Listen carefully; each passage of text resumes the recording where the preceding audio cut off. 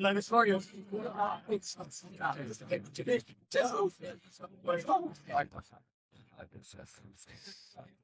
and welcome to another episode of the Forge of Freedom podcast. I'm your host, Alex Ooley, and today I've got a special guest coming to you from the NRA annual meeting here in Houston, Texas, Stephen Halbrook. Stephen, welcome to the show. Glad to be on the show again, Alex. I was on your program last year. Yeah, exactly. We met in Atlanta at the NRA annual meeting, and then we previously recorded a podcast about your book, America's Rifle, the case for the AR-15. Yes, sir, so today we're going to talk about a couple of articles that you wrote for Reason magazine for their online blog, The Volok Conspiracy. And those articles involved this intersection between drug use and the federal statute 18 U.S.C. 922 G3, and how that's being interpreted by the courts, and whether that prohibition withstands scrutiny under the Bruen standard and the text, history, and tradition that's been laid out by the court since that time. So, Stephen, thanks again for being here. First of all, would you mind to talk a little bit about, just walk us through that statute, 18 U.S.C. 922 G3, what it says and how it's being challenged in the court? Yeah, well, there's a pending Supreme Court decision that's going to come down at least by June on that very statute. But what does the statute do or say? It says that a person who is an unlawful user of or addicted to a controlled substance may not receive or possess a firearm. The firearm has to have crossed state lines at some point in its history. That's kind of more of a technicality, but that gives Congress jurisdiction under the Interstate Commerce Clause to regulate felons and illegal aliens and a lot of other people who might possess firearms. But here we're focusing on a person who is an unlawful user of or addicted to a controlled substance. Federal law has a listing of controlled substances, particularly Schedules 1 and 2 are the most highly restricted. Schedule 1 is there's no medical use for the drug. Now, marijuana is on Schedule 1, heroin, phencyclidine, some of the drugs that are both hard drugs and also what people would call soft drugs.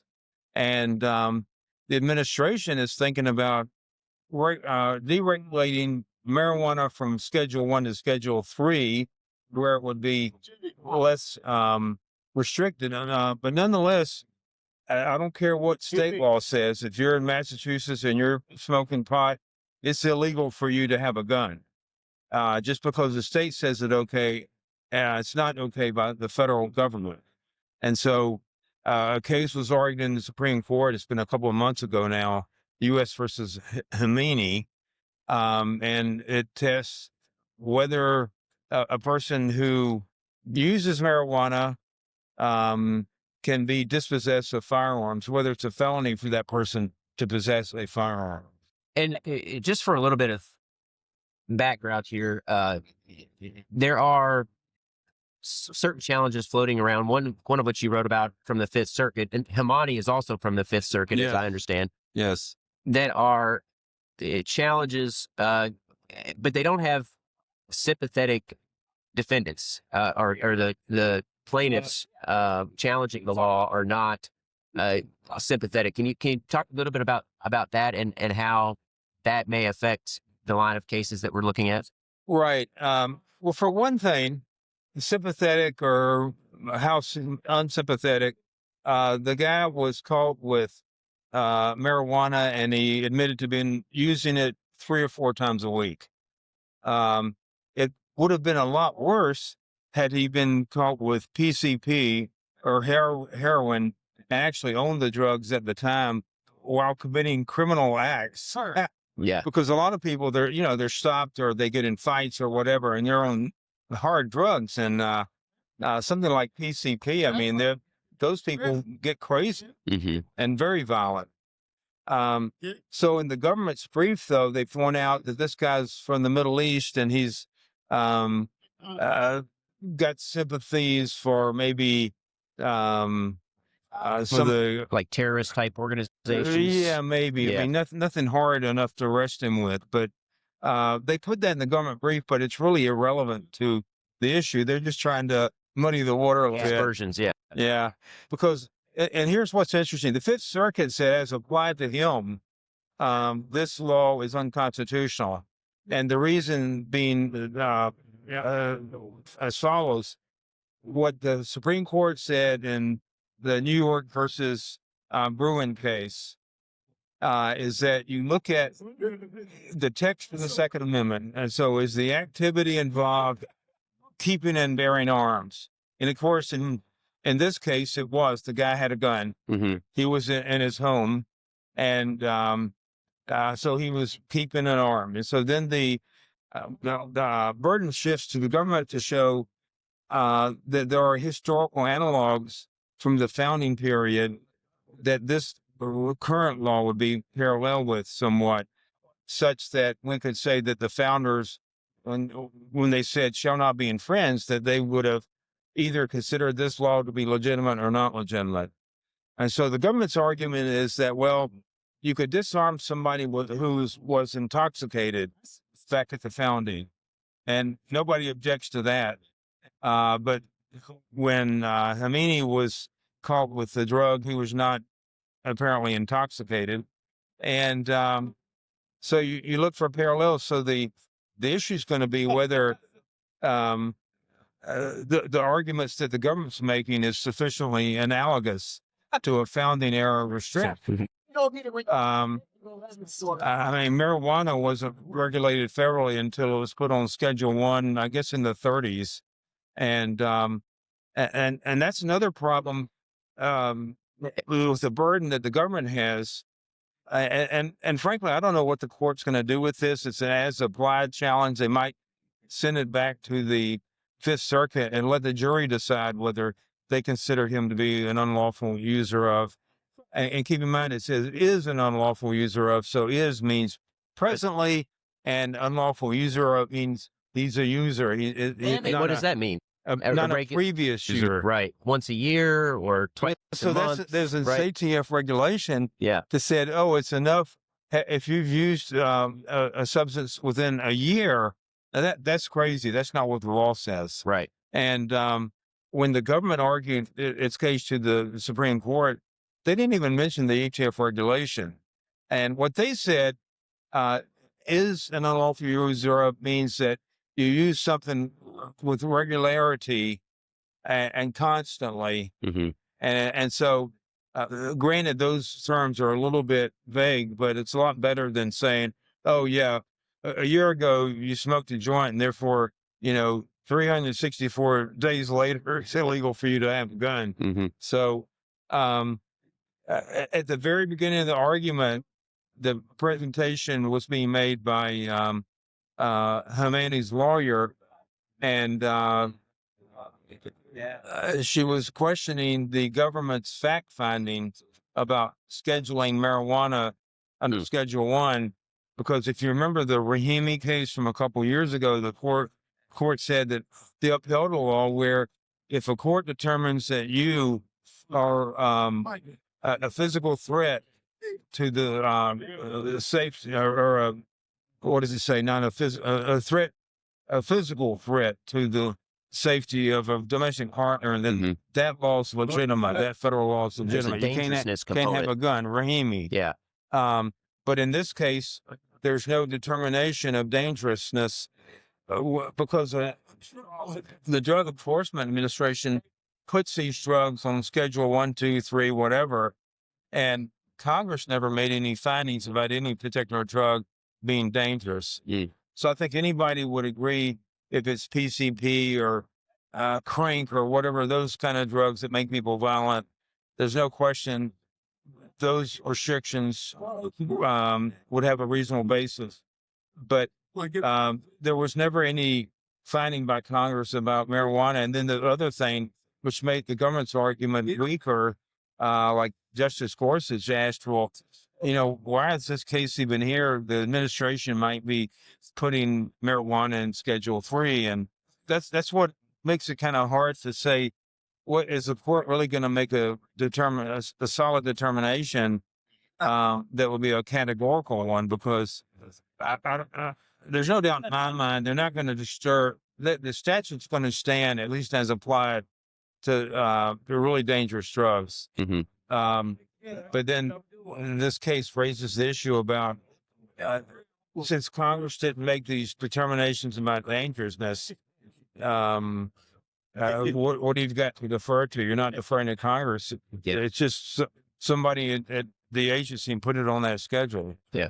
So pursuant to Bruen, right, that here the Second Amendment certainly implicated because Hemani had a firearm and he was charged based on his possession of firearm while being an unlawful user of drugs. So the challenge, the burden shifts to the government to show that the text, history, and tradition support the dispossession of the right to keep and bear arms. Exactly. And here, and if you don't mind, because many of the users will know the difference between a facial challenge and an as-applied challenge. Okay. Would you mind for a moment just to talk about the difference there, the distinction, and why it matters?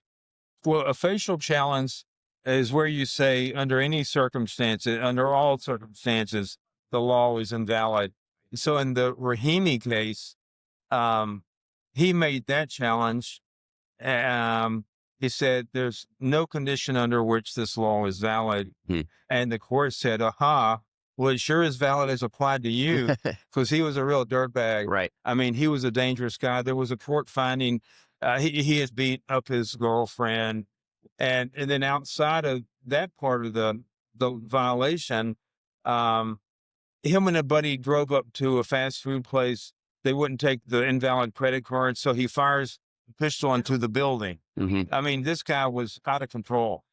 He's not a guy you would want to have as your next door neighbor. He's not a Sunday school teacher. Yeah. So he couldn't make an as-applied challenge because as applied to him, and what the court could say in his case, well, as applied to you, it's a valid law. So certainly you can't say it's invalid in all applications. Right.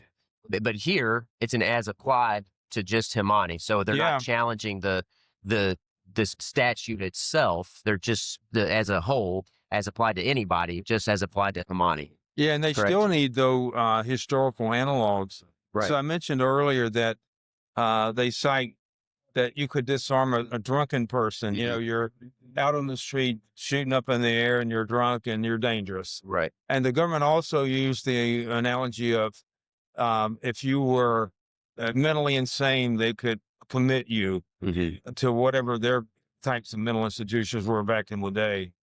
But that really, it's a difficult argument to make as applied to this situation because Hemani wasn't intoxicated at the time, and he was certainly not equivalent to an insane person. Right. So, and the analogy, right, as part of that analysis, it's the government's burden to show that the text, history, or tradition supports the dispossession of the right to keep and bear arms under the circumstances being challenged. And to do that, they have to provide a relevantly similar analogy. Exactly. Right? And so the question is the dispossession based on intoxication at the time of the founding, when the Constitution and the Bill of Rights was adopted, is it relevantly similar to the dispossession based on having used marijuana at some point? Saying that, admitting that he had used it 2 or 3 times, 4 times a week, maybe regularly. Right. So it's the government's burden it's a stretch to use those historical analogs that it's trying to use. On the other hand, it is an as-applied challenge. The court might well just say, well, let's let the jury decide that. If it went back to the for trial in the district court, the jury would decide whether that it sufficed, whatever his use was. But I mean, we still have a lingering problem, don't we?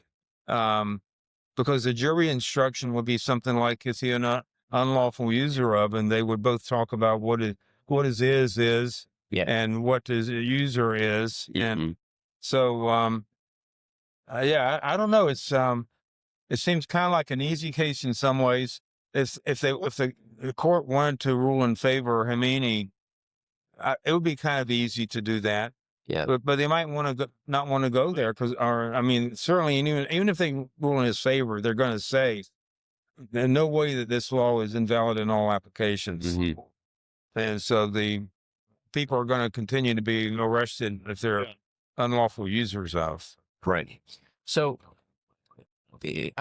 one of the things I was unsure of before Rahimi was decided was how the court would interpret the relevantly similar analogy. How close did the analogy have to be? And as you pointed out in much of your writing, they talked before Rahimi about at the time of the founding there were sureties, statutes, and then there were a phrase. Right. And neither of those was exactly like No, it was not exact. like what they were addressing in Rahimi, but they don't require exact analogies, right? They're just relevantly similar. So in your mind, where are we on the spectrum there of what do they mean by relevantly similar analogies? How close does the analogy have to be in your mind? I think, some people said Rahimi weakened the Bruen standard. I don't think it did, because the two analogies they used, as you said, the affray law, going armed in a way to terrorize other people, and then the surety laws, where if you threaten other people, you're required to put up some kind of what we call bond today, which you would forfeit if you were naughty again. And the court said that's close enough. And the reason it's close enough is that under the current federal law, there has to be a judicial finding that the person is a physical danger or danger to the physical safety of a domestic partner. And so Justice Thomas, and he dissented in Rahimi. He was the only one who dissented. And he said that's not close enough. But 8 members of the court said it was close enough. And it's not for me to, both sides gave good arguments. But that's the standard. And I think. Do you think we'll get any more clarity on what close enough means in terms of analogies from this case? Or do you think that'll have to be sussed out in other litigation? Well, I think we will. And don't forget also, there's another pending case about, they call it the vampire rule, that the state of Hawaii has a law where, if you go back to Bruen, it said they have to issue permits to carry in public. And so the Hawaiian law makes it where you can't carry in public, basically. Okay, here you can have a permit, but you can't carry anywhere to speak of. Yeah. And so I think that's going to be an easy case, an easy victory for the Second Amendment, because that is such an unprecedented law from the founding period. And so there you've got, the state of Hawaii making an argument that, well, here's what there were 2 laws they said are relatively similar. One was a kind of a no trespassing, no hunting law from New Jersey in 1777 or something like that. And the other one was an 1865 Louisiana law, which was really one of the black codes. It was like they wanted the freed slaves not to be able to have guns, and so they made it into a kind of a trespass law. If you carry a gun in certain kinds of public places, then that's an embarrassment to, I think, rely on that kind of law, because it was part of the black code provisions that the 14th Amendment did away with. So anyway, there's another opportunity for the court to pronounce on what's relevantly similar. Yeah. Well, speaking of other cases, what else do you see on the horizon in terms of what the Supreme Court is likely to consider in terms of Second Amendment litigation and case law development? Well, I think what most people are hoping for is they'll consider a case banning semi-automatic rifles and standard magazines. Yeah. Standard capacity magazines.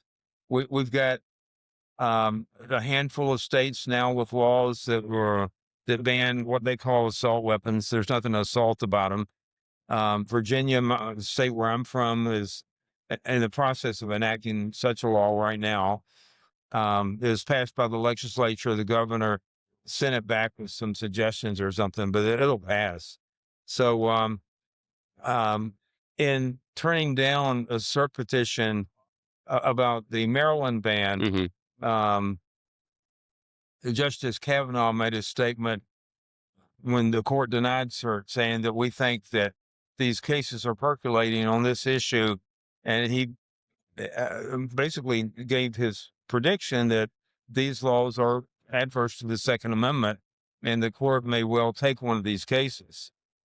And that's Why do you think the court hasn't as of yet? Do you have any insight there or thoughts on why they've been reluctant to take one? well, they don't tell me anything about Yeah. what happens in their chambers. So, yeah, I don't know. Maybe they want to do some other Second Amendment cases first, and everybody knows this is very highly controversial, Mm-hmm. more than some of the other Second Amendment issues, and um, that they're known for just not dealing with some problems Yeah. for a long time. But don't forget about Justice Kavanaugh, though, when he was in the Court of Appeals for D.C., he rendered a dissent in the Heller 2 case, saying that the D.C. ban on so-called assault weapons was unconstitutional. I litigated that case. Right.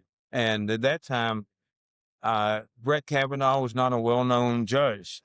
And then some years go by, and lo and behold, he gets nominated for the Supreme Court.